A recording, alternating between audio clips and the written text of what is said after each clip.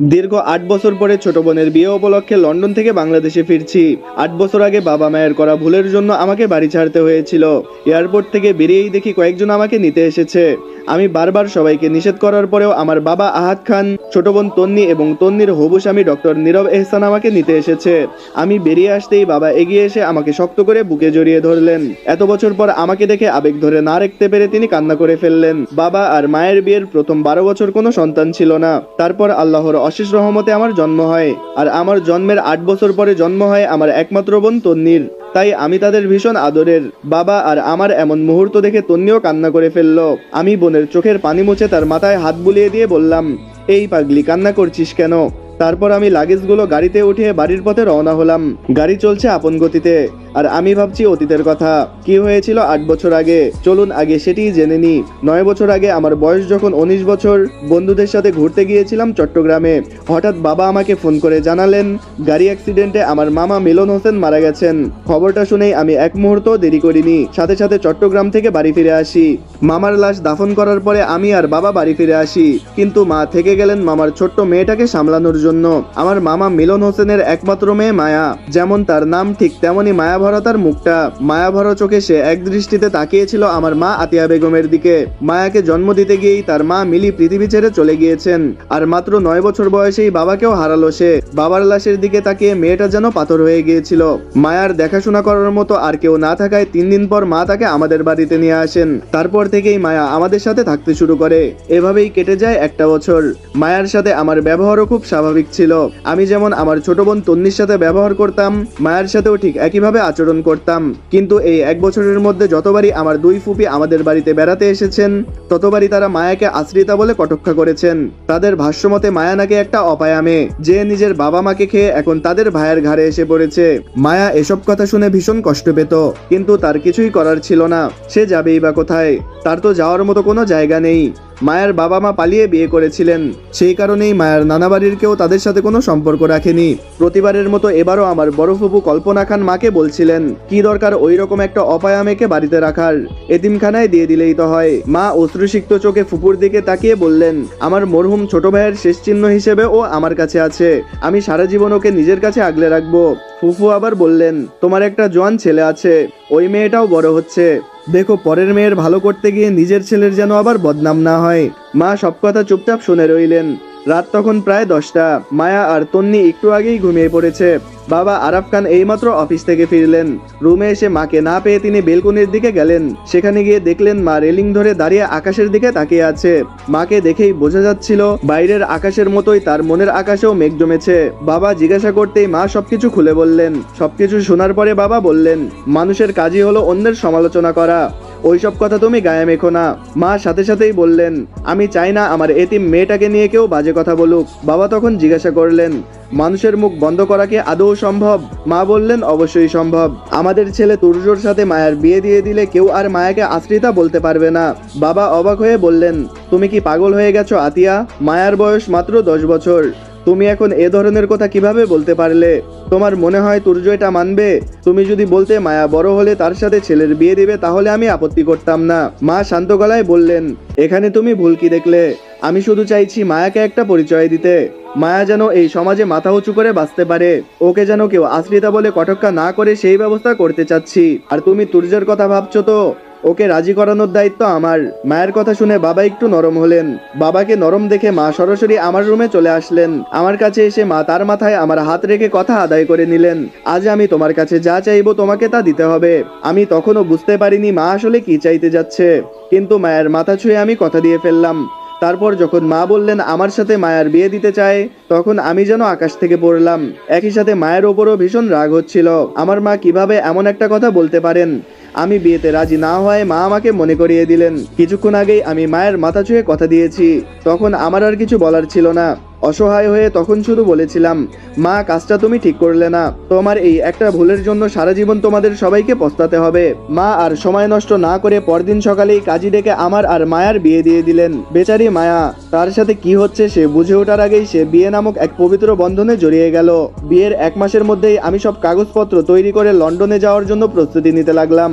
কিন্তু সেই 1 মাস আমি মায়াকে একদমই সহ্য করতে পারতাম না। মায়া যখনই আমার সামনে আসতো, আমি অকারণেই তার উপর চেঁচামেচি করতাম। ছোট ছোট বিষয় নিয়ে তাকে বকা দিতাম, কখনো কখনো চড়থাপ্পড়ও মেরে ফেলতাম। ধীরে ধীরে মায়া আমাকে ভয় পেতে শুরু করলো। ছোট্ট মায়া বুঝতেই পারতো না তার তুর্য ভাইয়া হঠাৎ এভাবে বদলে গেল কেন। সে হয়তো ভাবতো সে এত অপছন্দের কেন। বিদেশে যাওয়ার পর প্রথম 2 বছর আমি পরিবারের সাথে কোনো যোগাযোগ রাখিনি, কিন্তু পরে যখন শুনলাম মায়ের হার্টের অপারেশন হবে, তখন আবার বাবা মা আর ছোট বোনের সাথে ফোনে কথা বলা শুরু করি। পরিবারের সবার সাথে কথা বললেও গত 8 বছর ধরে আমি কখনো মায়ের খোঁজ নেইনি। এবার দেশে ফেরার পেছনে একটা বড় কারণ আছে, মায়াকে ডিভোর্স দেওয়া। কিছুদিন আগে মা নিজেই আমাকে ফোন করে বলেছিলেন, তন্নির বিয়েতে তুমি দেশে আসো, তুমি দেশে ফিরে মায়াকে দেখো। তারপরও যদি তোমার মনে হয় তুমি মায়ের সাথে থাকতে পারবে না, তাহলে আমি নিজেই তোমাদের ডিভোর্সের ব্যবস্থা করে দেব। সত্যি বলতে আমিও এই বিয়ে নামক বন্দিদশা থেকে মুক্তি চাই, তাই তো সব কাজ ফেলে দেশে ফিরে এসেছি। এটা ছিল অতীত, চলুন আবার বর্তমানে ফিরে আসি। খানবাড়ির সদর দরজায় দাঁড়িয়ে আমি কলিং বেল চাপতেই একটা মেয়ে এসে দরজা খুলে দিল। দরজা খুলে সে আবার দ্রুত রান্নাঘরে চলে গেল। আমি মনে মনে ভাবলাম, কে এই মেয়ে? এটাই কি মায়া? আমার এই ভাবনার মাঝেই মা আতিয়া বেগম প্রায় দৌড়ে রান্নাঘর থেকে বেরিয়ে এলেন। আমাকে দেখেই শক্ত করে বুকে জড়িয়ে ধরে কেঁদে ফেললেন। এত বছর পর ছেলেকে কাছে পেয়ে তার চোখের জল যেন থামতেই চাচ্ছিল না। আমি মায়ের কান্না থামিয়ে অল্প কিছু কথা বললাম, তারপর সোজা দোতলায় আমার রুমের দিকে চলে গেলাম। মা তখনও দাঁড়িয়ে আমার চলে যাওয়ার দিকে তাকিয়ে রইলেন। গত 8 বছরে আমি যে অনেক বদলে গেছি সেটা হয়তো তার চোখ এড়ায়নি। 8 বছর আগের সেই হ্যাংলা পাতলা যুবক এখন অনেকটাই বলিষ্ঠ দেহের অধিকারী হয়ে গেছে। দেখতে নাকি আগের চেয়েও আরো সুদর্শন হয়েছি। একথা প্রায় মানুষই বলে। সন্ধ্যা প্রায় 7টা বাজে।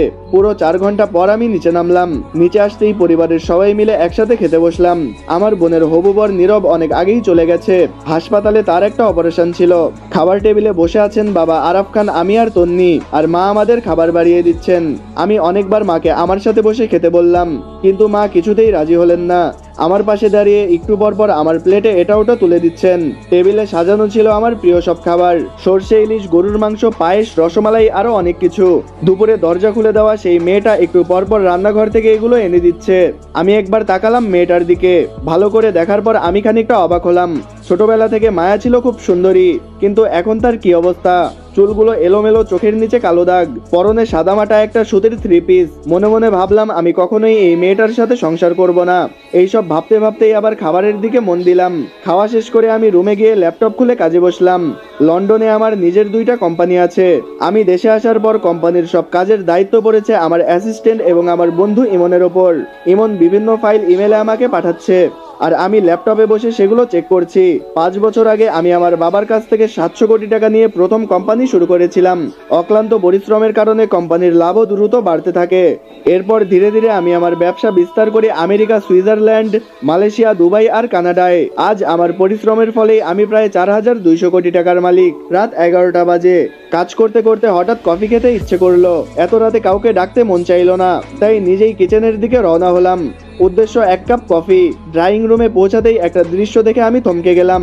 একটা মেয়ে ফ্রিজের সামনে মেঝেতে বসে বাচ্চাদের মতো করে রসমালাই খাচ্ছে। সে উল্টো দিকে মুখ করে বসেছিল, তাই এখনো তার মুখটা দেখতে পাইনি। মনে হচ্ছে সে এখনো বুঝতে পারেনি যে আমি এখানে দাঁড়িয়ে আছি। মেয়েটা এক হাতে ফোন টিপছে আর অন্য হাতে চামচ দিয়ে রসমালাই মুখে দিচ্ছে। পরনে হাঁটু পর্যন্ত লম্বা একটা গেঞ্জি আর প্লাজো। বসে থাকার কারণে তার লম্বা চুলের বিনুনিটা মেঝেতে ছড়িয়ে পড়েছে। আমি গম্ভীর গলায় বললাম, কে ওখানে? আমার কণ্ঠ শুনে মেয়েটা ধীরে ধীরে ঘুরে তাকালো। তার সেই একটুখানি তাকানোই যেন আমার বুকের ভেতর ধূপকানি বাড়িয়ে দেওয়ার জন্য যথেষ্ট ছিল। মেয়েটার মায়াবী চোখের দিকে তাকিয়ে আমি যেন কয়েক মুহূর্ত নিঃশ্বাস নিতেই ভুলে গেলাম। কিন্তু মেয়েটা আমার দিকে এক নজর তাকিয়েই তাড়াতাড়ি রসমালাইয়ের বাটিটা ফ্রিজে রেখে দৌড়ে সিঁড়ির দিকে চলে গেল। সিঁড়ির কাছে গিয়ে একবার পিছনে তাকালো, তারপর দ্রুত দোতলায় একটা ঘরে গিয়ে দরজা বন্ধ করে দিল। আমি দাঁড়িয়ে রইলাম। কেন জানি মনে হলো মেয়েটা আমাকে দেখে ভয় পেয়েছে। আমি যেন কিছুক্ষণ আগ পর্যন্ত সেই মেয়েটার রূপে মনোমুগ্ধ হয়েছিলাম। কিছুক্ষণ দাঁড়িয়ে থাকার পর নিজেকে সামলে নিয়ে কিচেনে গিয়ে 1 কাপ কফি বানালাম। তারপর কফির কাপ হাতে নিয়ে নিজের রুমের দিকে হাঁটতে শুরু করলাম। কফি নিয়ে যাওয়ার সময় হঠাৎ ভ্রু কুঁচকে কিছুক্ষণ তাকিয়ে রইলাম সেই রুমটার দিকে, যেখানে একটু আগে মেয়েটা ঢুকেছিল। তারপর আবার নিজের রুমে চলে গেলাম। রুমে গিয়ে ল্যাপটপ খুলে কাজে বসার চেষ্টা করলাম, কিন্তু কোনোভাবেই কাজে মন দিতে পারছিলাম না। বারবার শুধু ওই মেয়েটার মুখটা চোখের সামনে ভেসে উঠছিল। মাথার ভেতরে যেন শুধু তার কথাই ঘুরপাক খাচ্ছিল। শেষে বিরক্ত হয়ে ল্যাপটপটা বন্ধ করে পাশে রেখে দিলাম। তারপর নিজের বৃদ্ধা আঙ্গুল দিয়ে কপাল চুলকাতে চুলকাতে বিড়বিড় করে বললাম, কে এই মেয়ে যার রূপ আব্রাহাম খান তুর্জোর মনে ঝড় তুলতে পারে? হয়তো তন্নির বিয়ে উপলক্ষে তার কোনো বান্ধবী কয়েকদিনের জন্য বেড়াতে এসেছে। পরদিন সকালে নাস্তা করার জন্য সবাই টেবিলে বসে আছে, নেই শুধু আমি। কিছুক্ষণ পর আমি ফোন হাতে সিঁড়ি দিয়ে নিচে নামছিলাম। আমি তখন ফোনে একটা কাজ করছিলাম। ফোনের দিকে তাকিয়ে একটা চেয়ার টেনে বসলাম। হঠাৎ ফোন থেকে মুখ তুলে তাকাতেই দেখি টেবিলের অপর পাশে ঠিক আমার সামনে বসে আছে গতকাল রাতের সেই মেয়েটা। আমি কয়েক মুহূর্ত তার দিকে তাকিয়ে রইলাম, তারপর আবার খাওয়া শুরু করলাম। আজকে তার পরনে ক্রিম রঙের একটা ড্রেস আর মাথায় ওড়না দেওয়া। জামার রংটা যেন তার গায়ের রঙের সাথে মিশে একাকার হয়ে গেছে। মেয়েটার এই সৌন্দর্য যেন আমার হৃদয়ে তীরের মতো ফুটছিল। মনে মনে তখনই একটা সিদ্ধান্ত নিয়ে ফেললাম, মায়াকে ডিভোর্স দেওয়ার পর মাকে বলবো, যদি আমাকে কাছে রাখতে চাও তাহলে ছেলের বউ হিসেবে এই মেয়েকে এনে দাও। খাবার টেবিলে পুরোটা সময় মেয়েটা মাথা নিচু করে বসে রইল। খাওয়া শেষ করেই উঠে চলে গেল। মেয়েটা চলে যেতেই আমি মাকে জিজ্ঞাসা করলাম, আম্মু কে এই মেয়েটা? আমার প্রশ্ন শুনে মা যেন অবাক হয়ে গেলেন। আম্মু বললেন, তুই চিনতে পারিসনি ওকে? আমি উত্তরে বললাম, না। মা শান্ত গলায় বললেন, ও তোর বউ মায়া। মায়ের মুখে এই কথা শুনেই আমি ভয়ঙ্করভাবে বিষম খেলাম। বাবা তাড়াতাড়ি আমার দিকে পানির গ্লাস এগিয়ে দিলেন। মা এসে আমার পিঠে হাত বুলিয়ে দিলেন। কিছুটা স্বাভাবিক হওয়ার পরে আমি আবার জিজ্ঞাসা করলাম, এটা যদি মায়া হয় তাহলে কালকে যাকে দেখলাম ওটাকে? মা বললেন, ওটা তোর রাহিমা খালার মেয়ে রাবেয়া। রাহিমা 3 দিন ধরে অসুস্থ, তাই কাজে আসতে পারেনি। আর মায়া এবার এইচএসসিতে গোল্ডেন A+ পেয়েছে। এখন তো ভর্তি পরীক্ষা চলছে। কালকে ও ঢাকা বিশ্ববিদ্যালয়ে ভর্তি পরীক্ষা দিতে গিয়েছিল, আর তন্নি তোকে আনতে গিয়েছিল। আমি এত কাজ একা কিভাবে করব? তাই রাহিমা আপাকে ফোন করে বলেছিলাম রাবেয়াকে কয়েকদিনের জন্য পাঠিয়ে দিতে। আমি আর কোনো কথা বললাম না, চুপচাপ নিজের রুমে চলে এলাম। এখন নিজের ওপর ভীষণ রাগ হচ্ছে। এতদিনে একবারও কেন আমার বউটার কোনো ছবি দেখতে চাইনি। বিড়বিড় করে বলতে লাগলাম, ঘরে আগুন সুন্দরী বউ রেখে এত বছর বিদেশে পড়েছিলাম। দেশে থাকলে এতদিন 2-1টা বাচ্চার বাপ হয়ে যেতাম। এইসব বলতে বলতে হাঁটতে শুরু করলাম মায়ার রুমের দিকে। আমার রুমের পাশের রুমটাই মায়ার। দরজায় 2বার টোকা দিতেই মায়া এসে দরজা খুললো। আমি তার দিকে তাকেই থমকে গেলাম। তার চোখ দুটো লাল টকটকে হয়ে গেছে, দেখেই বোঝা যাচ্ছে অনেকক্ষণ ধরে কেঁদেছে মেয়েটা। মায়াও আমাকে এই সময় এখানে আশা করেনি। সে হয়তো ভেবেছিল তন্নি আপু অথবা মামনি এসেছে।